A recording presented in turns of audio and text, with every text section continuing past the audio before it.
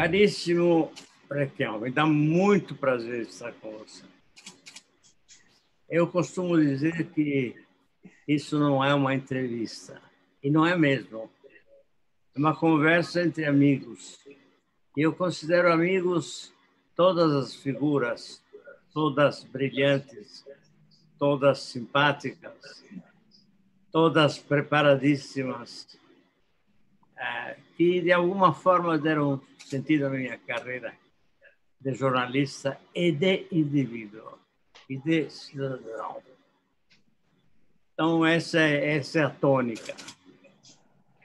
Também me reservo a possibilidade de interferir, no sentido de que não estou aqui para dar todo o espaço para você. Não, estou aqui para dar o meu também. Eu, por exemplo, te digo, eu ainda não acredito no impeachment do senhor Bolsonaro. Embora, é claro, que ele o mereça por gênero, número e caso. Diga-me você o que acha. Eu acho que o impeachment do Bolsonaro, com esse Congresso Nacional eleito nas circunstâncias em que foi eleito, com este centrão, com o meu partido, que é o PMDB, incondicionalmente apoiador das medidas do Guedes e do Bolsonaro, o impeachment congressual é muito difícil. Também por uma visão do Supremo Tribunal Federal e do Judiciário brasileiro, que estão abertamente apoiando o liberalismo econômico proposto pelo Guedes a serviço dos interesses geopolíticos norte-americanos e do capital financeiro no mundo. Mas concordamos plenamente. Mas eu acredito que nós estamos entrando numa crise brutal. Primeiro, pelos erros do maluco do Guedes. Eu chamo o Guedes de uma espécie de bugio mirim. Eu acho que ele tem um jeitinho de bugio. Se ele for para a Disneylândia com o Ventral vai ser o Pateta, ele vai ser o bugio. E de janeiro a março, nós tivemos uma queda do PIB de 1,5%, sem coronavírus. Com o coronavírus agora, nós podemos ir de 6% a 11% de queda do Produto Interno Bruto. Aqui no Paraná, a confusão já começou. Semana passada, um caminhão de frango foi assaltado em Ponta Grossa. População faminta, assaltando um caminhão para poder comer alguma coisa. Nós podemos voltar ao período anterior ao Lula. Faço um parêntese aqui. Você sabe que eu sou amigo do Lula, gosto muito dele, você também. Mas foi uma social-democracia que fez uma aliança com o capital financeiro. Errou por aí.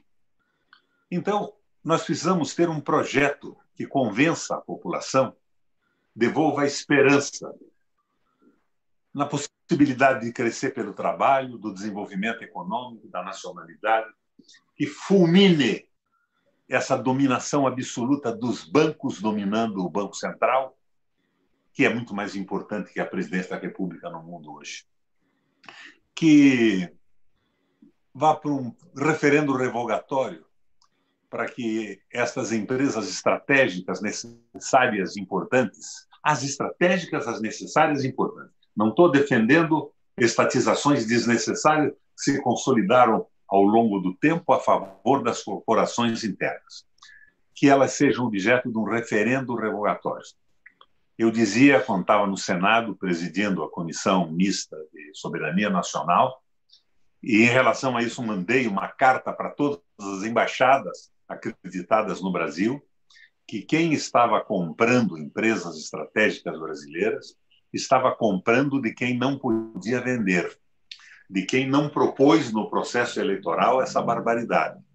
Estava comprando mercadoria roubada, portanto, cometendo crime de receptação, e que mais cedo ou mais tarde teria que devolver o que comprou dessa forma receptadora, sem indenização alguma. Nós precisamos da Petrobras, nós precisamos do Banco do Brasil, nós precisamos da Eletrobras. E o que eu vejo é que, apesar da crise do Queiroz, da mulher do Queiroz, que é uma cabeleireira, o que está acontecendo é o avanço do fim da nação. Agora, com a tentativa de venda das empresas de saneamento básico e de purificação de água. o que é um crime contra o país. Então, nós precisamos de um projeto aristotelicamente, como ato meio, ato eficiente, que não seja um projeto extremo de covardia. Para mim, o extremo de covardia é essa frente democrática, onde cabe todo mundo e não tem proposta alguma, nem um extremo de temeridade, que é uma proposta insustentável, que pode até vencer uma eleição, mas não se sustenta. Na linha do Aristóteles e, mais recentemente, do nosso velho amigo Guerreiro Ramos. Um projeto moderado, mas eficiente, que redemocratize o país e abra espaço para o crescimento econômico, para a valorização do trabalho, para a soberania nacional e, dentro do espaço da democratização, espaço para os partidos se colocarem com as suas propostas discutidas internamente para o povo escolher o caminho do Brasil. O caminho da economia, o caminho da administração pública, o caminho da organização partidária. Eu sonho com isso. Um certo ceticismo. Não, é um bom sonho. Não, ceticismo não está perfeito. Eu estou carregado de ceticismo. Sou o cavaleiro do ceticismo. De fato, eu não acredito que saia o impeachment do senhor Bolsonaro, né? De que você deu umas definições realmente magistrais há algum tempo. Como era mesmo que você o definia? Hã? Como era mesmo que você o definia o Bolsonaro? O Bolsonaro é o estrião. Ele é um palhaço no picadeiro do circo nacional. Mas não basta a nós removermos o Bolsonaro e deixarmos o circo em pé, que é patrocinado pelo mercado financeiro e operado no momento pelo Guedes e pela banca. E os interesses geopolíticos. E a presença militar. E o peso da presença militar em um governo, no fundo, militarizado. Eu sou cético, mas não sou cínico. Você sabe que eu sou oficial da reserva. Eu fiz CPOR no Brasil. Convivi muito com a militar. Eu não acredito que o Exército Brasileiro esteja apoiando essa palhaçada. São alguns generais com pijama ou sem pijama que estão cooptando uma parte das Forças Armadas corporativamente, não com convencimento ideológico, lógico ou racional, mas com dinheiro de carguinhos, e são 3.000 na estrutura da República. Se nós tivermos um projeto que tenha credibilidade, seja sustentável e que empolgue a população, devolvendo a esperança, eu acho que nós não teremos nenhum obstáculo por parte do Exército Brasileiro. De alguns milicos com pijama ou sem pijama, estão muito mais desnudos do que pijamados hoje, na sua ignorância, na sua ambição pessoal e submissão aos Estados Unidos. Generais brasileiros, discípulos do Olavo de Carvalho. É uma coisa simplesmente inacreditável. Eu acho que, se formularmos um projeto suprapartidário de empolgação nacional e de devolução da esperança, nós saímos desse buraco. Agora, o Bolsonaro é uma figura menor, é uma consequência. É um acidente que aconteceu no caminho dessa direita toda. Eles não gostam do Bolsonaro. Eles de fora Bolsonaro também. Agora o PSDB nem isso, né? Eles querem botar freio e bridão no ridículo Bolsonaro para seguir com a reforma liberal que já fracassou no mundo, Mino. Não existe mais isso. É isso mesmo, você está certíssimo. Pelo menos você concorda comigo completamente. Eu apenas me pergunto se poderíamos voltar estranhamente ao MDB do Dr. Ulisses. Eu acho que não. Eu estou completamente isolado no partido, eu não saio, porque eu entrei no partido. Não estou falando do PMDB, hein? Estou falando não estou falando do PMDB. Você fala numa frente ampla. No fundo, o MDB. É o que eu imagino. MDB, você sabe por quê. Todo mundo sabia por quê naquela época. Que uma frente se caracteriza por se opor a alguma coisa. um partido por propor alguma coisa. Uhum. E a proposta da Frente MDBista, que não era um partido, era a derrubada da ditadura. Depois ele não conseguiu se consolidar como partido político. Lembra? O partido das classes populares, desligados dos interesses do grande capital. E hoje é a principal base de apoio do Guedes e do Bolsonaro no Congresso Nacional. Perdeu a coluna vertebral, perdeu a força, perdeu a esperança da mudança. Grande documento que o partido fez em um determinado momento, um projeto desenvolvimentista, que tinha que ser retomado agora, evidentemente com redução sociológica, com adaptações às condições do mundo hoje. Mas eu acho que o partido está perdido. Eu não saio porque não tenho para onde ir.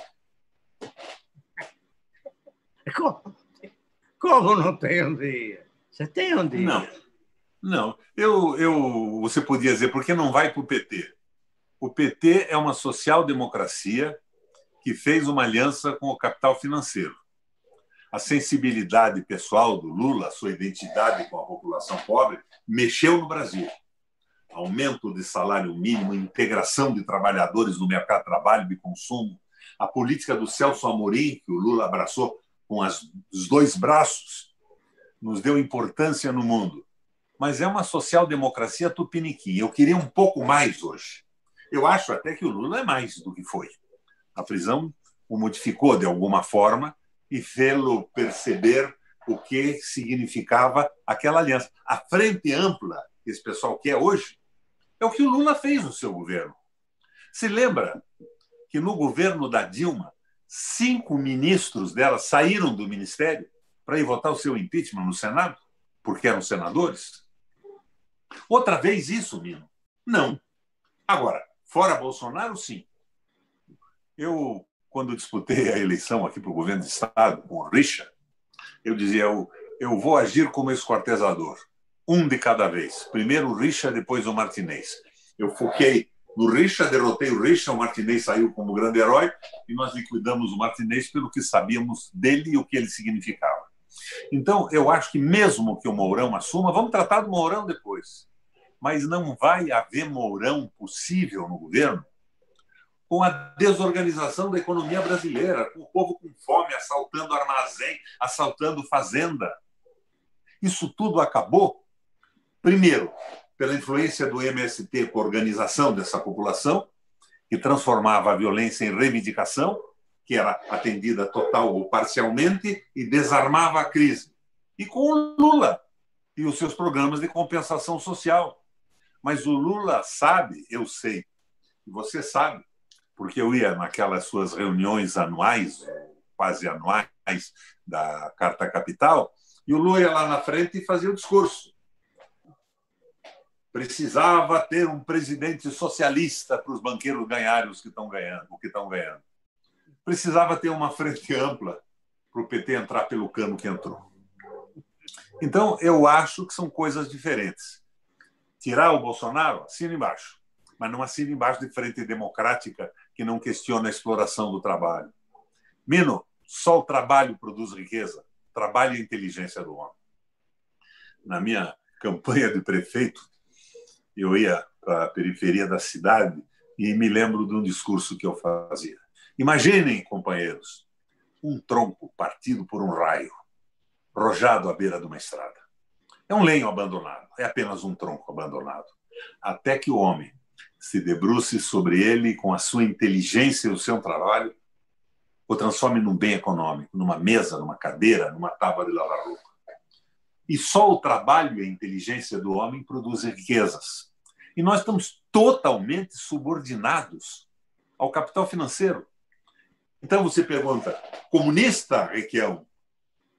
Eu diria a você que eu estou na linha do Papa Francisco e das suas últimas encíclicas.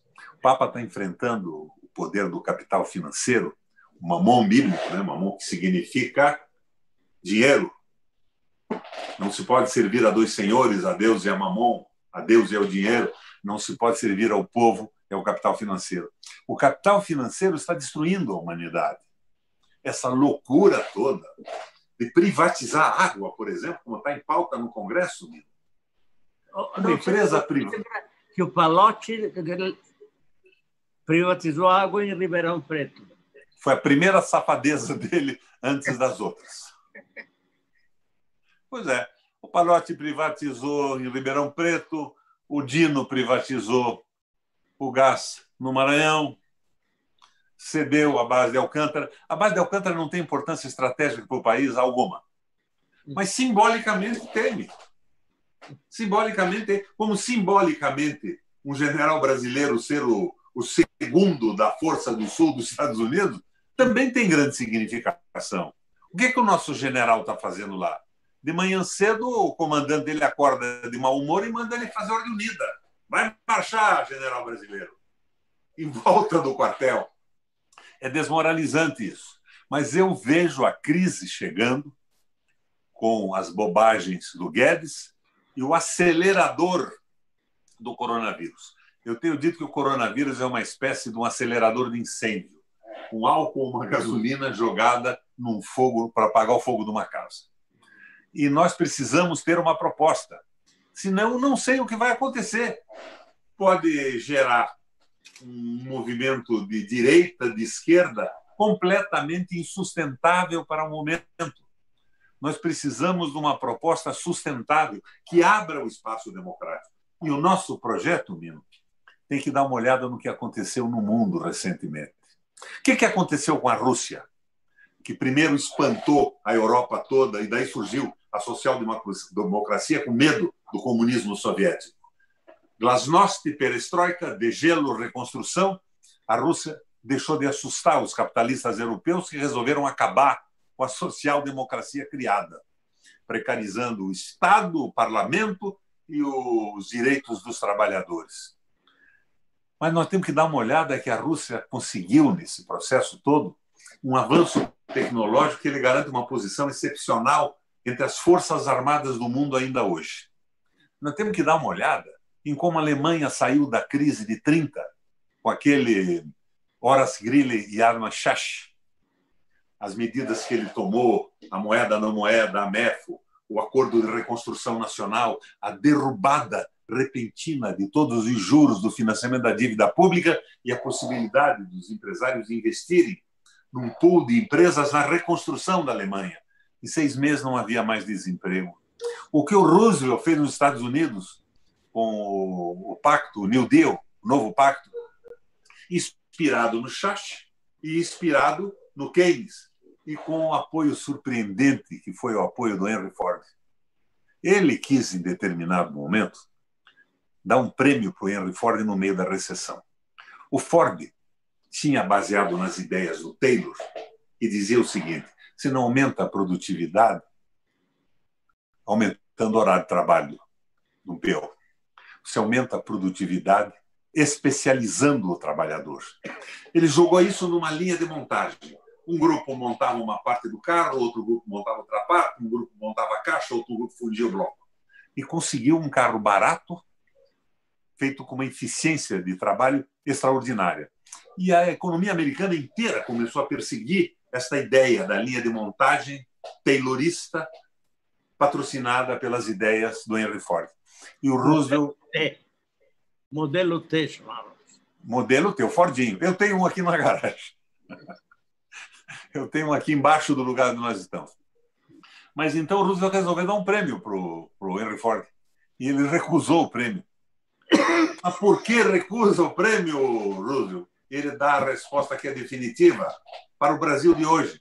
Porque a linha de montagem vai quebrar definitivamente os Estados Unidos e nós nunca mais vamos conseguir retomar o desenvolvimento. Mas por quê? Porque os Estados Unidos ainda tem uma economia complexa.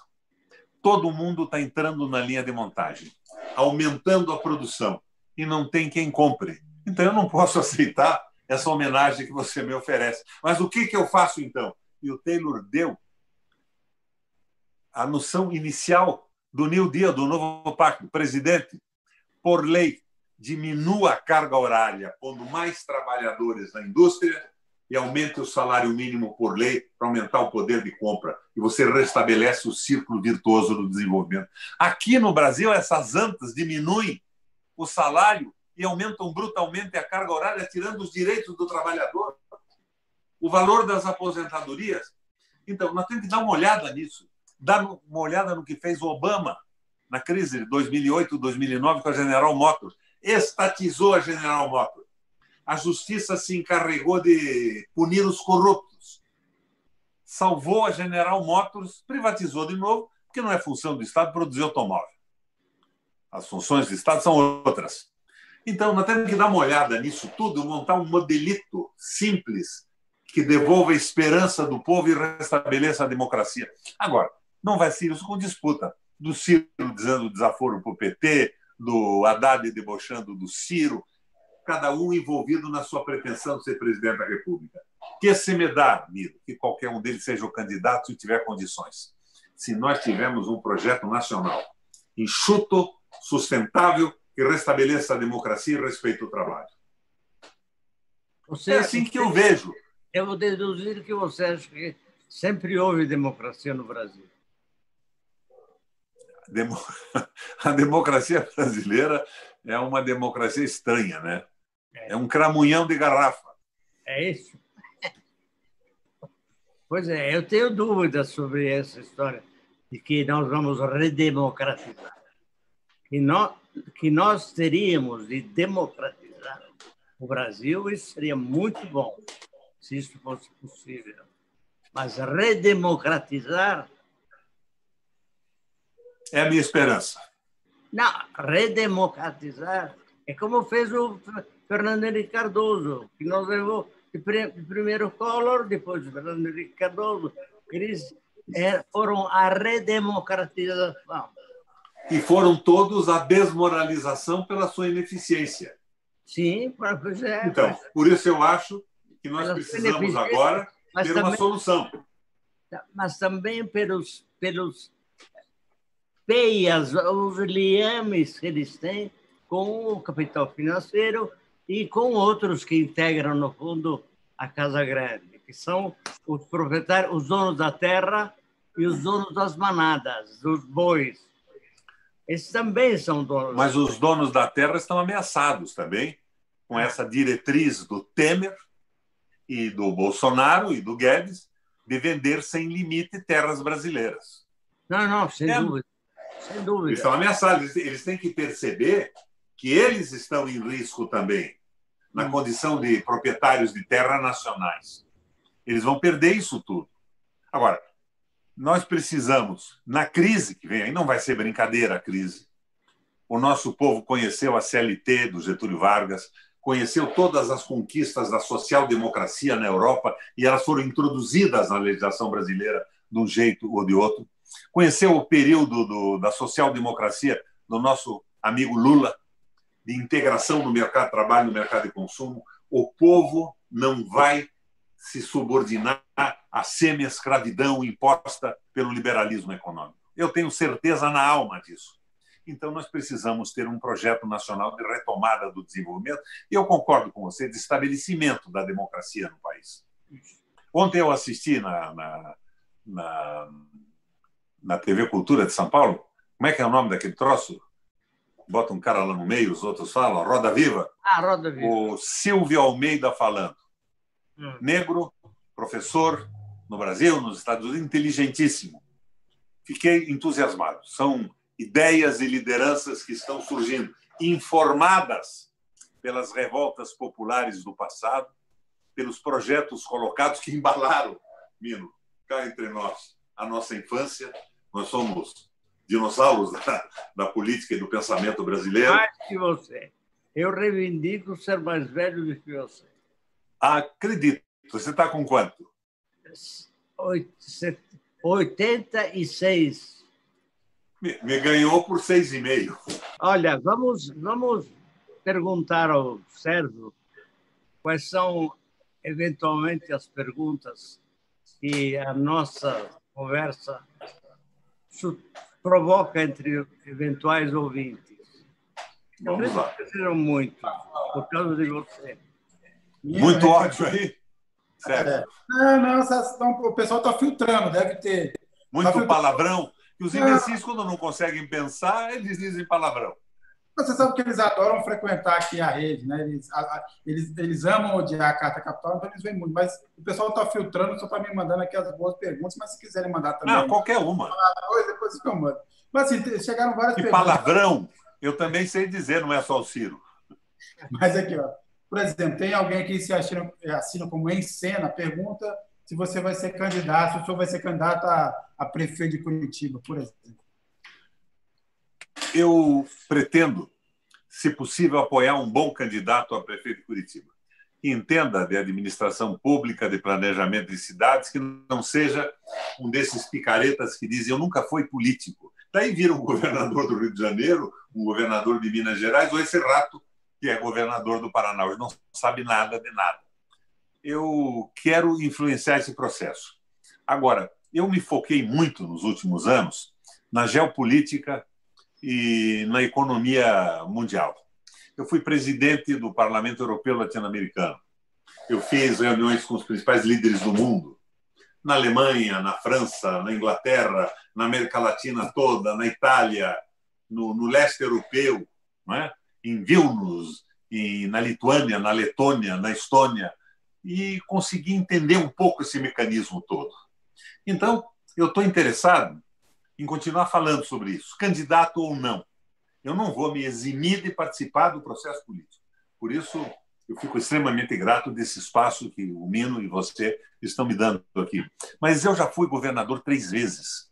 Eu fui prefeito da minha capital. Eu fui deputado estadual. Eu fui presidente da Eurolat. Eu fui presidente da comissão mista do Parlasul, com sede no Uruguai. Na Eurolat, eu tinha uma sede em Bruxelas. Então, tudo isso que eu aprendi, eu quero socializar, distribuir, levar a minha experiência para ser aceita, para ser criticada, mas para impulsionar a discussão da construção de uma frente brasileira viável, sustentável e possível. Não vou ser candidato a prefeito. Ô, Mino, deixa eu só aproveitar aqui que também teve a Júlia Alves Tinoco, que pergunta para o governador como é que seria possível regulamentar o sistema financeiro, conter esse poder do sistema financeiro? Começa tirando o Banco Central da mão do Bradesco, do Santander e do Itaú. O Banco Central tem que ser vinculado a um projeto nacional, subordinado à proposta de um presidente da República eleito pela maioria do Brasil. Nos Estados Unidos, o Banco Central se destina à estabilidade da moeda e à manutenção do nível de emprego. Você sabe que aqui no Brasil, na frente ampla montada pelo PT, nós tentamos introduzir na função principal do Banco Central um projeto do Lindbergh Faria, com o meu apoio, com o apoio da Gleice, com o apoio da Vanessa Graziotin, da Lídice, da Mata. O sistema americano, o Banco Central vai ter que se preocupar com o emprego e perdemos no plenário do Senado, que era 10 vezes melhor do que esse que está votando aí agora. Desculpe, a Europa também, perdão interromper, mas na Europa também o Banco Central dos países é absolutamente distinto de tudo. É um outro poder, de certa forma. Exato. E tanto que esse, a meu ver, é o principal problema da União Europeia. Moeda única, a Alemanha cresceu porque ela desvalorizou a sua moeda e os outros países todos tiveram que valorizar a sua moeda, dando um espaço brutal para a Alemanha mais industrializada ganhar um mercado somente, isoladamente. Mas o coronavírus está criando problemas exatamente nessa área. E vamos ter realmente uma mudança de política por parte da Alemanha. Porque a Alemanha agora está de novo sofrendo o ataque do coronavírus. Como eu estou vendo, Mino, você tem tanta esperança quanto eu. Você é cético com vontade de acreditar. Não, eu espero que mude as coisas no mundo, mas só vão mudar se tiverem propostas consequentes, senão o capital se reorganiza, coopta generais de pijama para ganhar um salário a mais, mudar a sua vida e mantém isso tudo como está. Mas você não acha que o capitalismo, que o neoliberalismo está sitiado de alguma forma? o neoliberalismo está ameaçando, inclusive, o capitalismo no mundo. Porque o neoliberalismo é o capital vazio, que não produz nada, não produz um parafuso, uma peça de uma máquina, uma roupa. Ele vive do seu próprio giro explorando países. Claro, é o rentismo. É o rentismo. É o rentismo. Absoluto. Mas isso está falido. O mundo não pode subsistir com isso mais. Exato. Então, eu acho que nesse caos provocado pelo acelerador de incêndio, que é o coronavírus, o Covid-19, pode haver alguma esperança ainda. E nós temos que trabalhar para isso. Você com os 87 e eu com os 80. Ainda não cheguei aos 87. Não? Ainda não cheguei aos 87. Por enquanto, estou nos 86.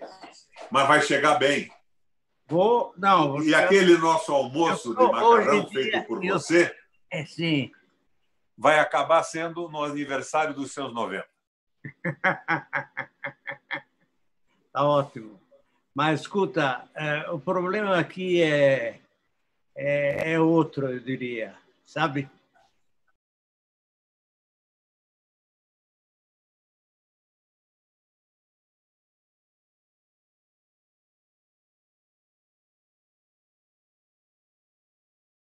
Eu acho que nós, à noite de Natal, os homens de boa fé deveriam estar mais unidos. Mais unidos. Quando você fala em frente ampla, a frente ampla nasce também desse tipo de entendimento que liga as pessoas e que as põe juntas contra as adversidades todas. E aqui estamos, em matéria de adversidade, estamos exagerando. A Organização Mundial da Saúde acaba de anunciar que o Brasil não é confiável quando dá dados relativos ao coronavírus. E podemos, no mínimo, imaginar que é o dobro do que eles dizem que está acontecendo. Sem dúvida. São as tais doenças respiratórias, que, na verdade, são deflagradas pelo Covid-19. Mas isso vai acabar num determinado momento, com muita morte, em função da desídia do Estado, da falta de atenção, mas a economia estará destroçada. E é um momento de reconstruir isso, na Europa, no Brasil e tudo mais. Mas nós precisamos ter uma proposta, e não a briga com baixo calão de candidatos à presidência da República. Você sabe o quanto eu aprecio o Ciro, eu não sou hipócrita. Ele tem propostas excelentes. Na campanha de presidente da República, na última, o pessoal aqui da minha base estava apoiando o Haddad. E eu me dispus a abrir espaço para que os dois viessem falar com as bases populares aqui do Paraná. O Haddad veio no sindicato dos metalúrgicos, da Força Sindical, que aqui no Paraná é porreta, lotado o auditório, falou, foi embora. Uma semana depois veio o Ciro. O pessoal veio na minha casa e disse que não podemos apoiar o Haddad, mas vamos apoiar o Ciro. O Haddad não conseguiu construir uma proposta. Agora, isso não significa que o Haddad não seja um grande quadro. E, com toda a sinceridade que me caracteriza e me providencia inimigos na vida inteira, eu vou te dizer, ele foi um baita ministro da Educação. E, na minha opinião, um precário prefeito de São Paulo. É, isso mesmo. Hã? Você está certo. Pois é. Mas agora não é um quadro que se despreze.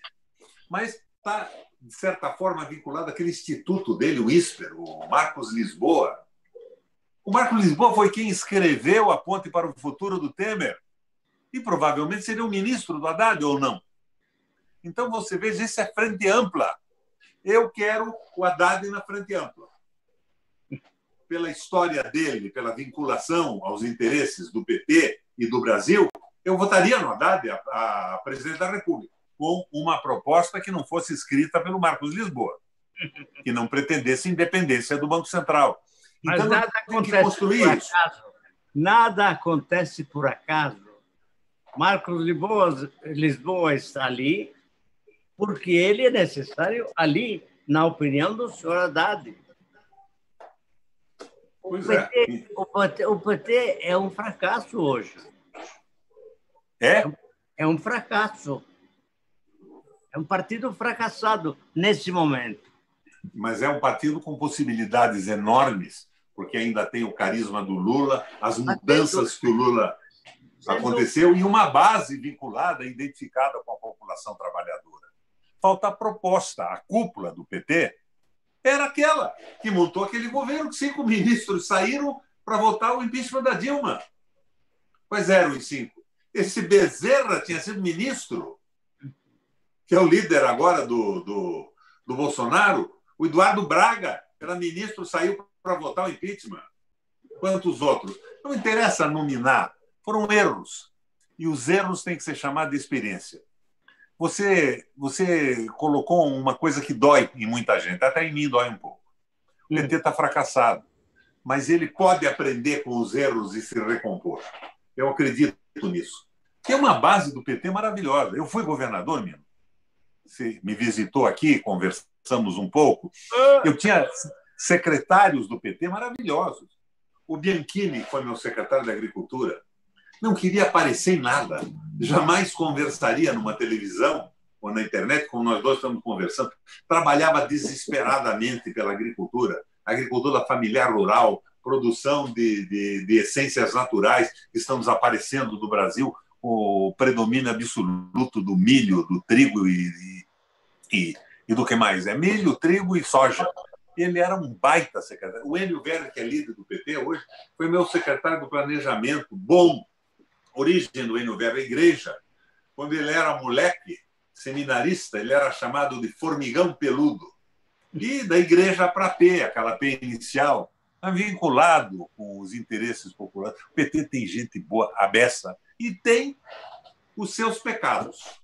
Agora, eu não acho que precise fazer autocrítica. A prática é o critério da verdade.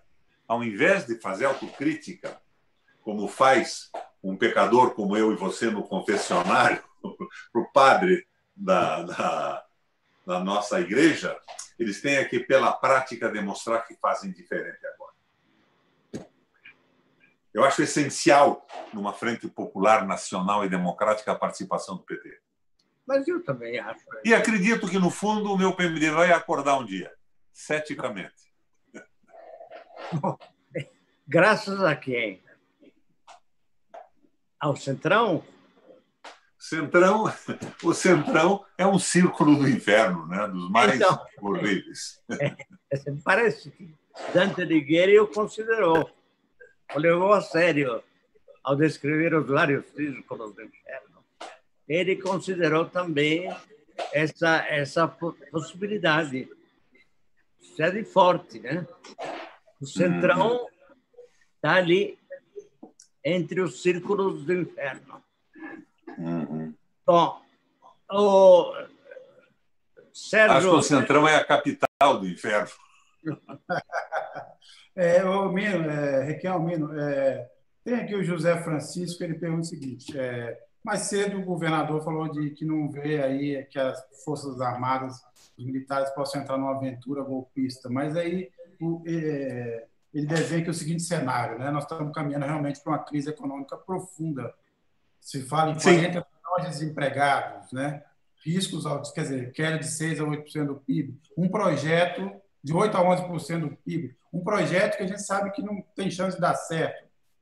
O Paulo Guedes volta a falar em privatizações, e aí você pergunta, quem é que vai comprar, né? Como diz o Paulo Nogueira Batista, há mais vontade de entregar do que de receber no mundo hoje, certo? E aí é o seguinte, dentro de um cenário de caos, de miséria, de desemprego, não se abre um caminho para um estado de sítio, decretar um estado de sítio, uma intervenção mais profunda. O cenário não cria as bases para um... Estado de sítio, mais recentemente, é onde estava o Queiroz, em Atibaia. Não tem. O Exército Brasileiro, na sua base, não vai ser nunca um exército contra a população. É uma cúpula ideologizada nas cartilhas do Olavo de Carvalho, sem o Brasil no coração, sem identidade com o povo, que está se submetendo a tudo isso. Não acredito. Eu acho que falta a proposta. E se a proposta vier bonita, redonda, razoável e sustentável, o Exército estará conosco nessa proposta. É como o sujeito que hoje chama o bolsomínio, que votou no Bolsonaro, de idiota, de imbecil, não quero saber dessa gente, esquece que eles elegeram o Lula, elegeram o Collor, elegeram o Fernando Henrique, pela frustração que o processo político estava dando, pela ineficácia no crescimento industrial do Brasil, na geração de emprego, e, basicamente, depois pelo retrato terrível da endêmica corrupção, que deixou todo mundo muito puto da vida, né? Um palavrão? É o meu lado Ciro Gomes. Então, eu acho que nós, se conseguirmos formatar isso, nós saímos da crise, porque a confusão vai ser muito grande. Anarquizaram, acabaram com o Brasil. 1980. Milicos no governo. A produção industrial do Brasil era superior à dos tigres asiáticos. Malásia, Tailândia, Coreia do Sul e China. Hoje nós não produzimos 10% do que eles produzem. O general era um fascista, que me causava indignação. O Geisel, mas era nacionalista. Investiam na Petrobras, na Vale, na Escola de Engenharia do Exército. A engenharia do Brasil surgiu no Exército. Falava em engenharia, era com militar. Tinha o Brasil no coração, mas era um fascistão. E esses agora, o que é que eles têm na cabeça? No coração eu nem falo. Pátria não existe. Pátria não existe. Embora, às vezes, a gente pegue o Bolsonaro com umas bobagens também. Eu vi aí na internet esses dias. Bolsonaro é entreguista porque fez continência à bandeira americana. Miro, continência surge na Idade Média. Os soldados usavam elmos para defender dos golpes de espada e de lança a cabeça. Os elmos tinham viseiras. Quando um soldado passava perto do outro, ele queria ser reconhecido para não ser combatido. Então, com a mão direita, ele levantava a viseira, mostrando o rosto. Era um cumprimento de identificação. Os elmos desapareceram com as armas de fogo e as viseiras igualmente. Mas o ato do cumprimento, da continência, ficou consagrado. A continência é um cumprimento. Eu faria continência à bandeira americana, à bandeira russa, à bandeira chinesa, à bandeira argentina e boliviana e a de qualquer país amigo. Então, nós ficamos nos perdendo com um divertimento estúpido, ao mesmo tempo que nós não formamos uma frente pesada contra o capital financeiro que está destruindo o Brasil e o mundo. Eu só queria acertar um ponto. O neoliberalismo está em xeque ou não? Completamente em xeque. Está falido na Europa e pediu asilo no Brasil. Então. E alguns imbecis deram asilo a essa proposta maluca. Então. É meio caminho andado, então. Hã? Meio caminho andado. Sim, eu acho que sim. Por isso, eu sou um cético com esperança de poder acreditar de novo. Mas precisamos de um projeto e não de disputa de vaidades, de sonhos de ser presidente da República. São legítimos, mas eles deviam estar numa condição inferior às necessidades de afirmação da soberania brasileira. E de valorização do povo trabalhador. É mais um gramsciano. É cético na inteligência, ou pessimista, ou qualquer coisa por aí, e otimista na ação. Otimista na ação. E depois que você disse isso, o general Heleno vai mandar prender nós dois. Bom. Porque ele tem um verdadeiro horror do Gramsci. Está tomando conta, infiltrando na cultura brasileira. Quanta coisa boba. Enquanto o Geisel cuidava do desenvolvimento, esses imbecis combatem o Antônio Gramsci. E, aliás, você sabe que se converteu ao catolicismo ao morrer. Ao morrer. Ao morrer. Sim. Fora da penitenciária.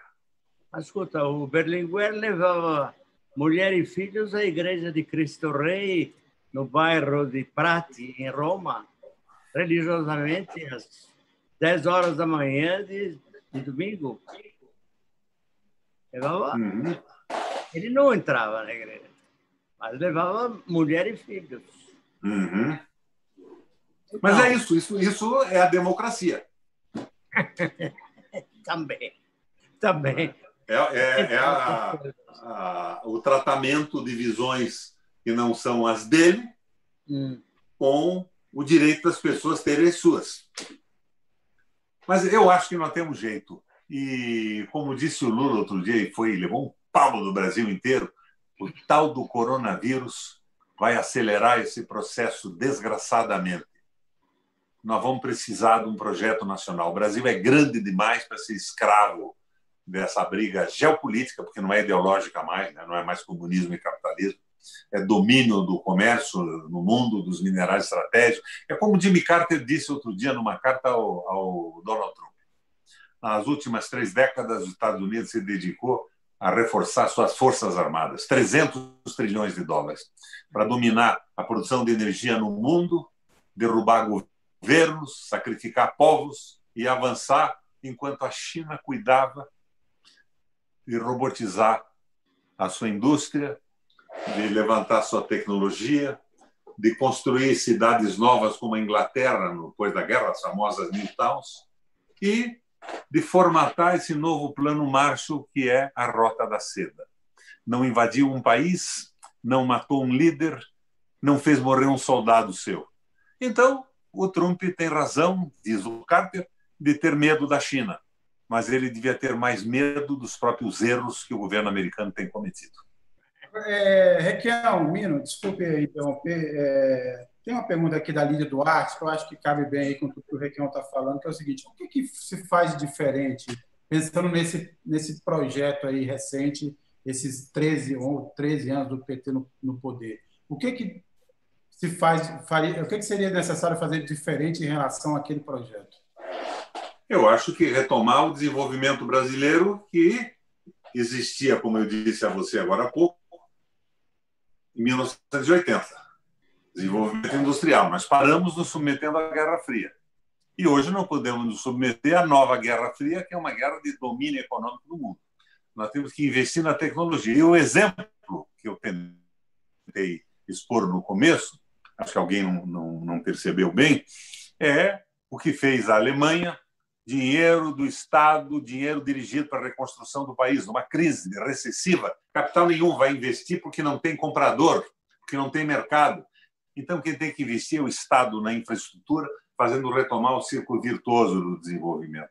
Fazer o que o mentecapto do Guedes não quer fazer, que é apoiar a pequena e média empresa. Aqui no meu Paraná, 75% dos empregos são da pequena e média empresa.